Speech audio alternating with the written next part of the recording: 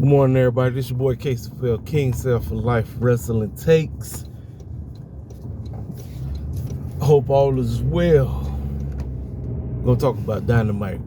Before I do so, I want to thank my main guy, Mr. Marcus Brown, for inviting me to Straight Wrestling, the Straight Wrestling show with Chris Henry and Miss Tatiana. I believe that was their names. I thought you was talking about they was gonna do their show after the show went off. That's why I came in after Dynamite went off. But I appreciate the invite. We're gonna talk about it, man. We're gonna talk about Dynamite. Let me tell y'all something, man. The Discord, man. Listen, like I said, man. I've never seen, like I said, I've never seen so much. You know, like I said, man, the tribalism in the IWC is just out of it's out of course, man. Like I said, man, look, wrestling fans as a whole, I don't care what side of the spectrum you fall on. Like I said, cats are just toxic, just too much toxicity. We got these clowns that's just, I mean, every tweet I seen, man. Oh man, look, AEW's dead. They're going out of business. This is fantastic. Oh, woo this, woo that. Oh man, WWE's going to warn the Discovery because of CM Punk, and AEW is not gonna have a home and all that. I'm like, man, y'all fools are crazy as heck. All y'all clowns want is a monopoly. That's all y'all want. Like I said, y'all do what y'all gotta do, man. Like I said, I just want good wrestling. I don't care what the company is, man. That's all I ask. Give me good wrestling and tell me this freaking story. You keep me invested. You know. Dynamite, we came in live. They were somewhere in Texas for Winter's Coming. The way how the show opened, you know what? I was cool with it because I was like, okay, Tony, we always ask to open the show with some type of talking segment that's going to lead into a story or something. Well, MJF was nowhere in sight. However, the man who will be facing him at World's End was out there. He came out. Fans was like, Joe. Samoa Joe was out there. And fans loved every word he had to say. And as of right now, Samoa Joe is a tweener. He is a tweener right now. I don't really know what side of the spectrum he is on right now. I'm not really sure. I know more than likely Samoa Joe is the heel, but we don't know. But Texas, man, they love that boy. They loved him. They loved every word he stood on. He spoke on the whole situation about this devil. He said, I made a promise to MJF. I said, as long as that man is healthy, I'm going to do everything in my power to make sure he stays healthy before we get to World's End. But my promise was broken because of the so-called whoever this devil clown is. And since we are in Texas, there seems to be one cat and one, what did he say? He called him, he smelled the stench of this desperation. Some clown to be drinking all day. Some pathetic looking cowboy, something like that. Fans loved every word he had to say. And as soon as he started talking about Hangman came out the woodwork. So the fans were, now Hangman kind of got like a mixed reaction. Fans, I guess I heard it was kind of mixed. And I seen one cat, they had this sign about Swerve. It said something about Swerve did something to Hangman. And so I couldn't really tell because, like I said, I wish the camera would have went up a little bit closer to what the sign said. But he got in there and he said, now for you to accuse me and think that I was the devil, you are crazy as a Beelzebub. I ain't did nothing to that boy. I want exactly what that boy got, just exactly like what you want. And as he's talking, next thing you hear, Samoa, Adam. Here he come. Here come Mr. Roderick Strong in the Kingdom. They come out, they interrupt everything. So obviously we get ready for the opening matchup. The opening matchup is going to be Hangman Page and Roderick Strong. So now everybody's discussing, everybody going in, and everybody arguing one another. Samoa Joe looked like he ready to knock everybody's head off. And Roderick Strong was pretty much said, look here, Samoa Joe, are you really that stupid? The same clown that attacked cats that are connected to you, he ain't here right now. He attacked all those cats. Whoever is always connected to him, he's always the one that's doing it. It's him. We should know. It's MJF. That's what Roger Strong said, you know? So then they all started getting into it. Samoa Joe, like I said, he looked like he was ready to take everybody's head off. And so then that's when we get into the opening matchup. Roger Strong and Hangman, and the one thing they mentioned on commentary, they mentioned the fact that these two have history. They wrestled each other and Ring of Honor. So, you know, I'm glad they brought that up. The match itself, I was decent open, you know what I'm saying? It wasn't nothing I was blown away by. I wasn't like, I was like, oh man, I'm going my way, go back and see this again. Maybe there probably would have been more in it if Roger Strong and them would have won, because Roger Strong is one of the #1 suspects of who this devil clown is. So I think it probably would have been a little bit more, because Hangman is bulletproof. Hangman is genuinely bulletproof. I'm like, hey, doesn't matter if he wins, doesn't matter if he loses. He is bulletproof. Like, he can lose. It won't affect him. The Kingdom, Matt Taven, and Mike Bennett were doing everything in their power to cheat, trying to distract Aubrey. I mean, they tried everything. They tried desperately to cheat. They cheated their behinds off. They cheated. But all that cheat backfired, and Hangman Page got the victory. Hangman Page got the victory. So after that, we took a look at all the Continental Classic matches of tonight. And I'm going to be 100% with you. The matches, the Continental Classic matches themselves, decent. I think the best one probably was, for me, I think the best one, I don't know how y'all feel about it, but I think the best one out of everybody, I think, was Brody King and Andrade. I would have had Brody King go over. That's just me. I know what they're doing, because this is whole talk about Andrade getting ready to go back to the E, but it sounds like Andrade getting ready to go to the C Mill company or something like that. Them two, like I said, it was the next matchup after them. They tore each other up. I mean, like I said, Brody King, I listen, this cat has grown on me so much, man. I'm like, I wanted Brody King to win so bad, because I'm like, we're teasing a potential matchup of Miro versus Andrade, right? So I'm like, all right, cool, bet. How about we, quote unquote, go ahead and do, you know, like, let's get it started. Like, Andrade, you know, I get it. Andrade's still up in this thing, and obviously he's going against, who was Andrade getting ready to go against? Because he is going against,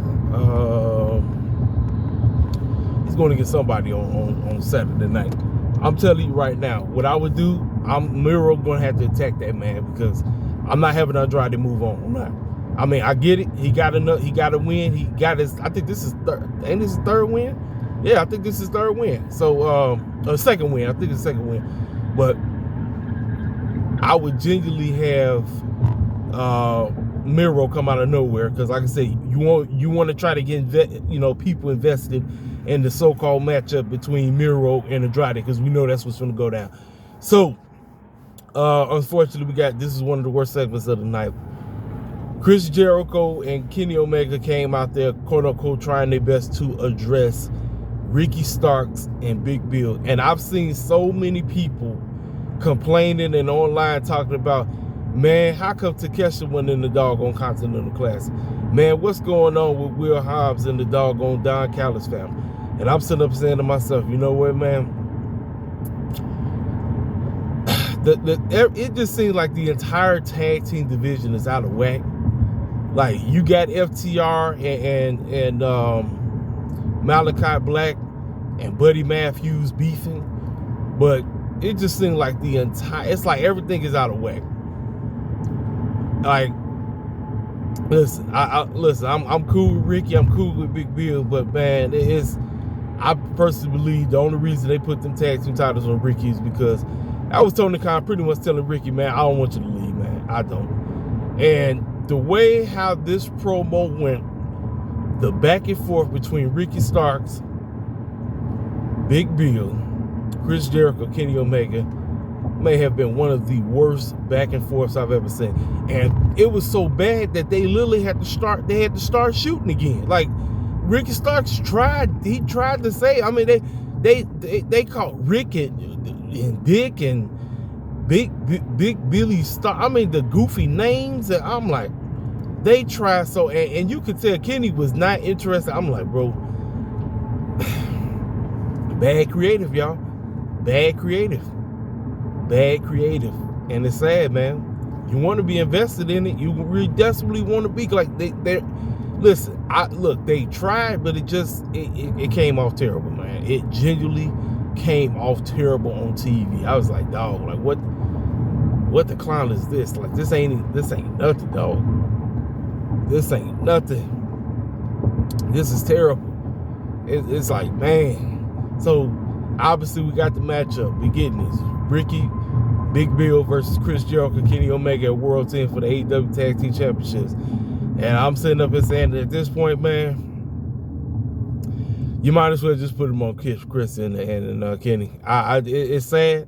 It's very sad because I'm like, I thought Tony Khan was probably going to do something, but silly me, I should have known better. You know, TK don't know what the clown he doing. I'm serious. He genuinely don't. So after them, I believe we got ready for the women's. I believe we got Toni Storm, and we got Rio, and we got Ruby. And Toni Storm was sitting out there on commentary. Y'all,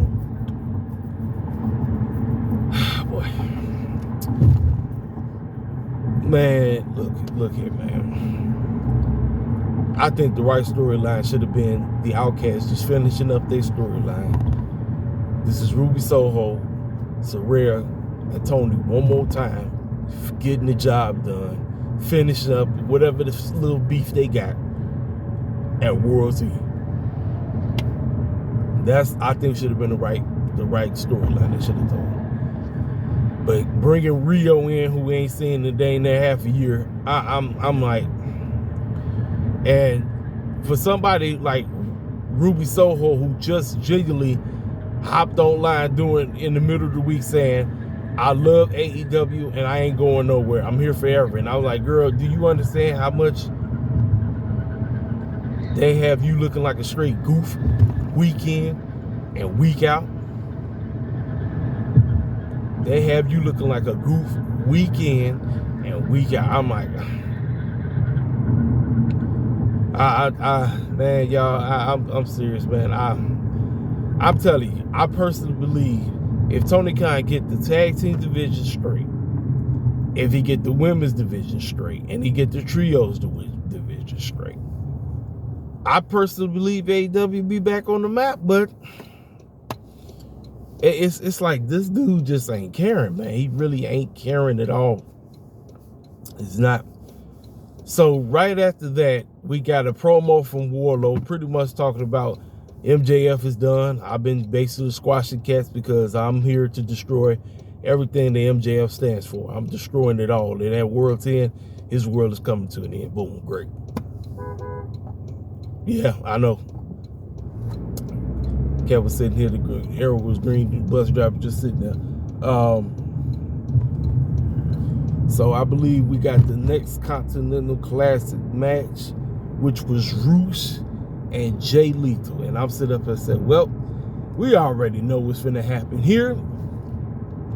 Jay Lethal got manhandled. Roosh choked the mess out of him and the match was over. And so I guess the story now with Jay is he thought being with the mid-card Memphis piece of crap in them, he thought that was going to help him along the way, but he's done nothing. And so they came out to consult him and he just walked off. Jared and crew came out. They tried to consult Jay. Jay said, no, I'm good. So I guess that's the storyline right there, I guess. So then right after that, we got ready for, I feel like I'm missing a match. I feel like it's something else that happened on the show. Before we get to the main event.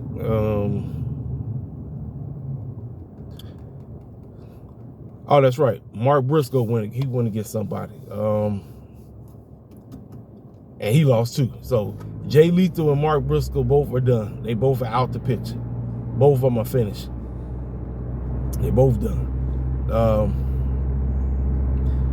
And you know, like I said, man, Tony Khan didn't make this whole thing. At first I was thinking, okay, the Continental is going to be unpredictable. And Tony Khan said no. He pretty much made it extra predictable, especially what took place in the main event. Because I seen cats online going nuts. I seen people on TikTok saying they done with AEW because of what happened in the main event. We'll talk about it. So after Mark Briscoe got beaten, I apologize. I should remember, but again, y'all, I hate these brain fogs. I hate it. I should know. I was watching it. I watched it live. All I know is Mark Briscoe lost. That's what. So all I know is him and Jay Lethal are officially, they're done. They did not play spoiler to nobody. None. Like I said, Tony Khan just ain't. He's I don't know, man. I don't know. The boy done lost his touch. He don't care, y'all. He genuinely don't care. So we get ready for the main event. Excuse me. Moxley versus Swerve. Now the atmosphere felt like a doggone pay-per-view match because the way how when Swerve and Prince Nana came out there, y'all already know when Swerve when I drive, y'all know everybody started going crazy and everything, right? And when Moxley come out there, you know everybody go crazy for Moxley. Match was decent matchup. I was thinking that this was probably gonna be maybe the first draw in the match. I was thinking this was probably gonna be the first draw because Swerve's so freaking over. You already know Moxley's like, if you want to call him the quote-unquote final boss, right? And I think they got all the way close to like 19 minutes before they even they got to 20. And Tony Khan mentioned, I'm going to give you 5 extra minutes, so cats thinking, okay, we're going to get some crazy stuff, right? Moxley cheated. Moxley dang cheated to beat Swerve. And so everybody I know, especially in the black community, everybody said they done with AEW because they said Tony Khan once again had somebody that was on the verge of becoming a superstar in AEW and he just pulled the plug from under him. And I'm sitting up here saying, well, you know what? I should have knew better. Who is the Ring of Honor champion, a strong champion right now? Eddie Kingston, easy. So with Moxley beating Swerve, that should have told me all I need to know. The finals is going to be Moxley versus Eddie Kingston. Book it. I kind of really don't care anymore about the Continental Classic because Tony Khan told me not to care anymore. And people will say, well, it's not technically over for Swerve. No, it's over. It's over, man. At this point, man, I'm just waiting on Swerve to win the big one. And more than likely, that won't be until like sometime in 2024. So at this point, he can lose all he wants because Tony Khan absolutely has no clue what he's doing. Tony Khan has absolutely no idea what he's doing. So, like I said, that man lost. It is what it is. So afterwards, right before the show went off the air, we got a backstage segment. You see the Devil Goons, and they got somebody. They jumping somebody. Oh, it's Hangman. The Devil's Goons was beating the snot out of Hangman. So that pretty much takes Hangman off the suspect list. So it seemed like, again, everybody who quote unquote gets into the face of doggone MJF, they get taken out by the Devil and his goons. So a lot of people get saying, oh boy, I guess it's MJF, right? But then you got to also look at all the segments of the cats who got jumped. The Acclaim got thrown through quote unquote real glass. MJF got hit in the head with a glass bottle.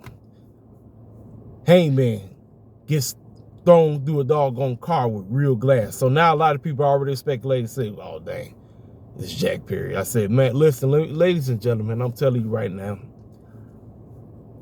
I know there's some cats out here who actually wanted to be Jack Perry, but I'm telling you right now, man, you hear me right now. If it's genuinely Jack Perry, if Jack Perry is the one who did it, And he is the one that is rewarded this huge role. AEW might as well just close up shop. I'm serious. They might as well close up shop. And it's unfortunate for the wrestlers who work there. They won't have jobs. And I guess the fans who've been praying for the downfall of AEW, I hope y'all be happy, because we'll be going back to a monopoly whether cats want it or not. A monopoly will be back, and it won't be no point in me even covering wrestling no more, because WWE would suck. I won't even need to cover it. You won't even hear me doing no videos no more, because I'm like, why the heck would I cover a one wrestling program and I know it's gonna be trash? I know it's gonna be crap, because WWE won't need it won't be a need for competition. It genuinely won't be a need for competition, because WWE gonna suck. H&M is not gonna be interested, because all they're gonna be thinking about, yes, we won, we destroyed our competition. Most of them circus clowns are coming back to work for us, and it's gonna be a jam-packed house. And then guess what? They're gonna have all these foods in there, and then boom, we're gonna have all these budget cuts again. And then guess what? People are gonna be crying again. I'm like, but again, 80% of the IWC, doesn't matter if it's Twitter, doesn't matter if it's YouTube, doesn't matter if it's TikTok. These people want AEW out of business. I've seen it. And now with this talk about Warner Brothers constantly, they keep playing this game on maybe they might court Raw, which means where the heck is AEW gonna go? I'm sitting up and saying like, man, look, I'm TKing up, man. Look, bro, I'm getting my look at the one thing I'm doing is if they get this deal, if they get it, I'm talking about the AEW. If they get this deal, the number one thing they need to focus on is getting a staff to help Tony Khan come up with better storytelling. Because you can have all the great wrestling on the planet. You can have all, but that's not what's going to get people to tune into your product. And I already told you, so many people have already, like, there are people who liked AEW, but they don't care about it no more. They kind of want a monopoly. I'm telling you, I know people who want a monopoly. I know it. I see it. Based on how they tweet, based on how they TikTok, based on how they make videos on YouTube, they want a freaking monopoly. So they want AEW to go out of business. And I'm like, well, TK, man, step up, get the heck out the way, because I'm tired of you getting in the way, screwing up stuff left and right. We're leaving, fans with a bad taste in their mouth. I'm like, and making stuff extra predictable. I should have knew the moment when Eddie Kingston said, I'm putting both my titles on the line with this new championship, that should have told me it was going to be Moxley and him, especially with Eddie Kingston on the blue side of things, and Moxley on the gold rush. I said, oh, that's easy. That's their giveaway. And fools thought, oh man, this thing finna be great. Have the matches been great? Yes. Some of them they've been better than expected. I told you, one of my favorite, to truth be told, one of my favorite matches is Kingston. Let's see. Kingston, Claudio, Brody Lee, Claudio. I mean, they've been having bangers. And you know what you're gonna get with Swerve. You know what you're gonna get with Jay White. You know what you're gonna get. You already know what you're gonna get with like these cats. Y'all already know. But it is what it is, man. Like I said, so overall, man, Dynamite, it was all right, man. Listen, the only thing I'm gonna give TK, we got two extra matches announced. Oh yeah, they did give a recap of what happened with Adam Copeland and Christian, but there was no insight. But at least they gave us a recap of what happened. So that was all right. But we got 3 matches for World's End as right now, and I'm like, TK, Collision, you better at least give us 2 more matches. You better give us at least 2 more matches, so we got 5, and then in these next 2 weeks, we need to be getting the rest of this card filled up. We need it, because people are losing interest, man, and I hate to be the one, but like I said, I'm a real AEW fan. I'm a real one. I'm not a shield. I'm not going to sit up here and say, oh man, the show was fantastic. No, I'm not saying that. It wasn't. It was decent. We got some story, but it's too focused on the wrestling that's not going to lead to. Oh, speaking of random matches, right? Tony Khan then booked the man from Impact, aka TNA, Black Taurus. Black Taurus is going against, guess who? Vikingo for the AAA Mega World Championship. You talk about, again, Tony Khan is the king of the random matches, ladies and gentlemen. Listen, Triple H them do random matches, and Impact do random matches. But ain't nobody beat Tony Khan with them allegations. Nobody. Ain't nobody beat Tony Khan with them random match allegations, because that's all that boy know how to do. That's all he know how to do. Real talk. But, man, listen, I've been going on for a little bit, man. Like I said, I look for the cats like Marcus Brown who sit up and think, oh, I'm just going to praise AEW. No, I told you. I come on here, I tell you the truth about what I'm seeing. And what I'm seeing is decent wrestling, but that's it. I mean, we need better storytelling. We need things to make sense. We need things not to be so freaking predictable. And the fact that what took place with Swerve was predictable as heck. What took place with Jay Lethal was predictable as heck. What took place with Mark Briscoe was predictable as heck. You have to ask yourself, what the clown is these fools being in this match for? We want the unpredictability. If you're putting Swerve in a situation like this, you shouldn't have him in it. If you're going to have him lose to the man himself. I'm not putting Swerve and stuff like this. I'm not going to do the man like that, because I already know there's so many people that really don't like. I saw this one cat on TikTok, dude named HB. That boy said, look, Swerve is one of the last three, because he said MJF is hurt. He said the Bullet Club Gold got treated like punks. He said, look, Swerve is like that last thread that's keeping him interested in AEW, and that's sad, man. You know, that's sad. Like I said, I told you, I want this company to be around for a very long time. But if Tony Khan and company ain't caring, what's the point of us even caring, man? What's the point? And then, like I say, if we do go back to a freaking monopoly, it's no point of me coming on here just reviewing one company. I can't do it. I'm not going back to how it used to be. I can't accept that. Some of you IWC cats in the IWC who are tribalists and love it, maybe that's what y'all want. I'm not going to be around to sit up and just talk about WWE. I'm not. Because it's going to be, I'm telling you right now, AEW go out of business, ain't no point in me even being on here. Ain't no point. Because WWE going to be hot garbage. I'm telling you right now, Triple H and them are not going to give a crap about putting on great television. They just won't. Speaking of which, let me talk about it because I got to get out of here. Last night, a picture was leaked. NXT is being, I guess they tape it because Christmas season coming up. Illinois Dragunov was quote-unquote injured by Ridge Holland in a quote-unquote wrestling shoot injury about him injuring his neck, and he was stretching out. So everybody and their grandma was like, oh, no, not again. Ain't nowhere in the world Ridge Holland is a suspect again. I'm like, this is third or fourth time injuring somebody. And I'm like, Big E name was trending. Ridge Holland was trying to say. So then, with all the uproar, everybody was talking about it, everybody going crazy. Sean Ross Sapp had tweeted some cat named Cornbread or whatever dude name was, and Cornbread claimed it was a shoot. In other words, it was a work. And I'm sitting up and saying, like, dog, I'm WWE be doing this bull job way too much. They do this stuff way too much. I'm like, I'm not finna be doing no stupid stuff like that. I'm genuinely not doing no retarded stuff like that, because that's something that you don't play with that. You genuinely do not play around with that, man. You don't. You do not play around with that. Like the circus clown who pretty much, we don't even know. We don't know. Like I said, as of right now, the jury's still out on Big E. A lot of people are saying Big E career is done because of Ridge Holland. He messed up one of the cats, Pretty Deadly. He messed that cat up. And now you going to talk about jeopardizing one of your quote-unquote, your biggest storyline in NXT right now concerning the NXT World Heavyweight Champion. You're going to quote-unquote jeopardize that storyline with Trick and Mello by having that man come in and do that foolishness. To me, that's stupid. I've seen cats online talk about, no, it's retarded. I'm sorry. It's stupid. But I ain't got nothing else to say, man. I told you, I said my piece about what I thought. I thought, like I said, Dynamite, decent, but that's it. It wasn't great. I mean, I seen people say, oh, hey, Dynamite was fat. I'm like, the ending, look, cliffhanger, great. We're talking. TK got us talking. That's what you want. Tony Khan got us talking, discussing who this devil circus clown is. Great.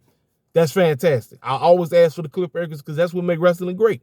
But the predictability with these matches, man, it's like it is what it is. You feel me?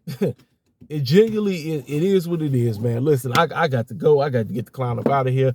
It's always a pleasure speaking with y'all. Like I said, I come to y'all with the realest of the real. With, you know, like I said, because this is what I like to do, man. Y'all know what to do. If you're new to the channel, feel free to subscribe. Make sure you hit that comment section up. And then make sure you hit the like button. I'll talk to y'all cats later. Holla, boy.